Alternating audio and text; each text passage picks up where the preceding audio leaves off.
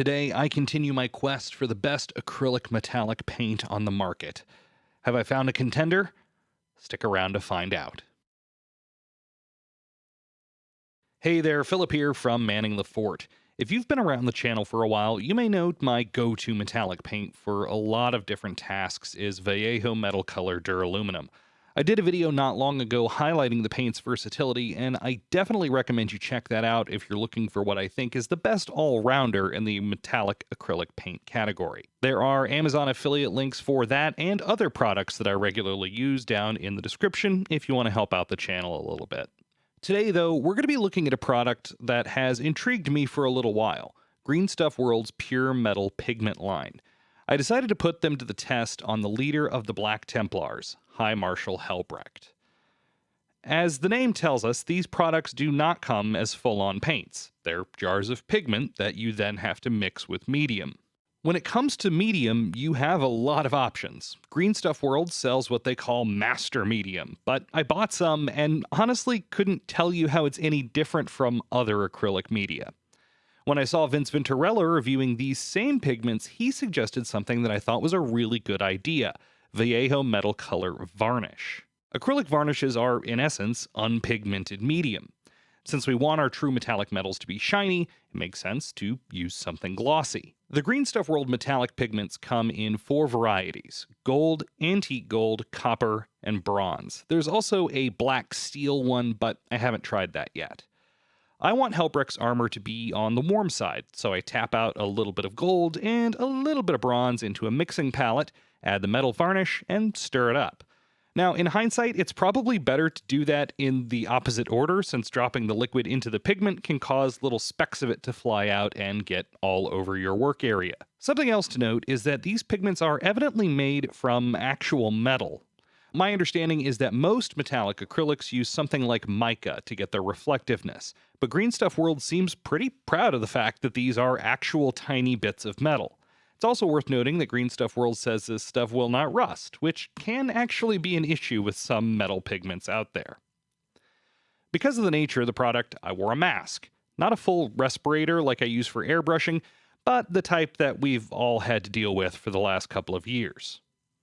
Also, I tend to avoid using my good brushes with metallics in general to prevent the shiny bits of pigment from contaminating other paints, but with these being made of actual metal, I suspect they're going to have a significant impact on the lifespan of any brush you use them with.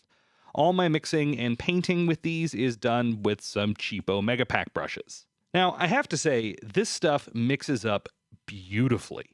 As soon as the pigment and medium meet, I ended up with a paint that looks very much like liquid metal.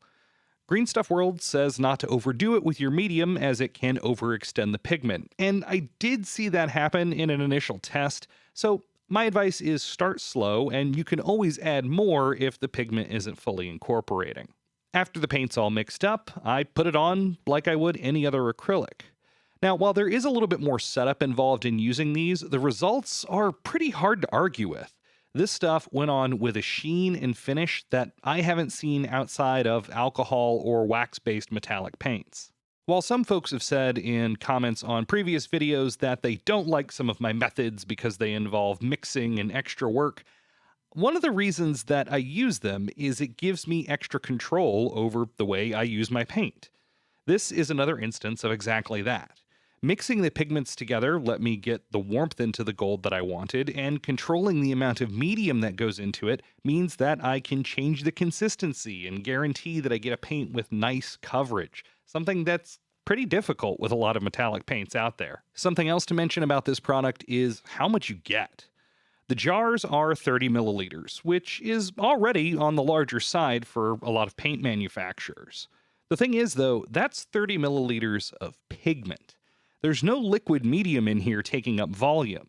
So in this mix, there's a fair bit more of the metal varnish in there than the actual pigment. So my guess is this is a product you could buy once, then pass down to your grandchildren. I'm a big fan of value in products, and this definitely checks that box for me. Now, once I get all the bits of the armor covered, I have some pieces on the lantern, halo, and sword guard that I want to be gold, but not the exact same gold. This was also a chance to try a different medium to carry that gold pigment. For this step, I went back to my old friend, Vallejo Metal Color Duraluminum. To make a paler gold, I took what was left from the mix I used on the armor and just put in a few drops of duraluminum. The result was pretty much what I had hoped for, a paler gold that still had the same warm notes in it. I did notice that I had to stir this mix together a couple of times while using it, but honestly, that's something that happens a lot when you're using the metal color line in general. The paint itself is great, but it falls out of suspension pretty quickly, so continuous mixing is necessary. After I got all the lighter gold bits painted up, it was back to another go-to in my toolbox, the oil wash. Normally, I like to mix up burnt sienna and a little ivory black for my traditional slightly warm dark brown. This time, though, I wanted to keep things really warm and accentuate the lovely finish of that Green Stuff World pigment. I also decided Helbrecht's armor should be pretty clean. After all, he has a little dude with a rag sitting literally on his base. I ended up going with just burnt sienna this time, which I mixed pretty thin with mineral spirits. I tried to apply the wash in a little more targeted fashion than I often do, and I cleaned up some of the raised areas as I went to avoid them getting stained with the wash. Now, after it was on, I let it sit for 20 minutes or so, then went back and cleaned it up with a makeup sponge dampened with mineral spirits, as I usually do. One thing I like to do when using oil washes is make sure it's the last thing I do for the day on a given model. I did this with Helbrecht and let him to set overnight. Then I came back the next day and did a little highlighting with Pro Acryl's Bright Gold. If I'd wanted to keep going the same day as I did the oil wash, I could have done that by varnishing the model. Since it's a question I see a lot, I will reiterate here that using acrylics and oils on the same model is absolutely fine, and in fact, it's become my normal routine. Mineral spirits will not hurt most acrylic paints, and you can use acrylic varnish over oils, provided you've waited long enough for the mineral spirits to evaporate. The result I came out with is a rich, warm gold color that I'm really happy with, and at the end of the day, didn't take all that much time. Since the Pure Metal Pigments line does require a little extra initial setup, I don't know how practical it is for, say, an entire army of Custodes or Sigmarines. If you want a great metallic finish for a character or one-off piece, though, this stuff is pretty hard to beat outside of paints that are even more fiddly to work with. And here's how he looks all finished up. A lot of the techniques I used here aren't anything new, so I'm not going to go into them in detail in this video.